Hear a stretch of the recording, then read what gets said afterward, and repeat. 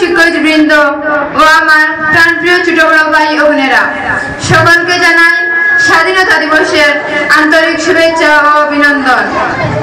আজ 15ই আগস্ট ভারতের 78তম সেই ঘটনাটিকে স্মরণীয় করে রাখার জন্য প্রতি বছর 15ই আগস্ট দিনটিকে স্বাধীনতা দিবস হিসাবে আমরা উদযাপন করে থাকি।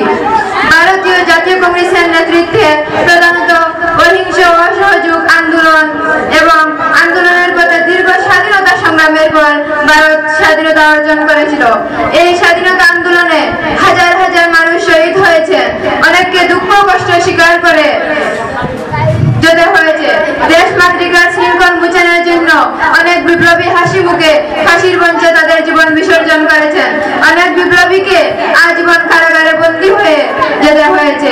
এই স্বাধীনতা আন্দোলনের সময় প্রায় 1,50,00,000 বেশি মানুষ বস্ত্রহারা হন। 1947 সালের 15ই আগস্ট জওহরলাল নেহরু ভারতের প্রথম প্রধানমন্ত্রী পদে শপথ গ্রহণ করার পর তিনি দিল্লির লালকেল্লায় পতাকা উত্তোলন করে ভারতীয়দেরকে সম্মান জানান এবং তাদের উদ্দেশ্যে ভাষণ দিয়ে থাকেন। এরপর থেকে প্রতি বছরের ন্যায় 15ই আগস্ট স্বাধীনতা দিবস উপলক্ষে ভারতের প্রধানমন্ত্রী দিল্লির লালকেল্লায় পতাকা উত্তোলন করে ভারতীয়দের বিষয়ে ভাষণ দিয়ে থাকেন। তাই আজকের এই বিশেষ দিনে ভারত মাতার বীর সন্তানদেরকে চরণে জানাই শতকোটি শ্রদ্ধা ও প্রণাম। স্বাধীনতা দিবসে সারা ভারতবর্ষে অত্যন্ত গৌরব ও উদ্দীপনার দিন হিসাবে পালিত হয়। আমি একজন ভারতীয় হিসাবে অনেক গর্বিত। আমি আমার দেশকে খুব ভালোবাসি।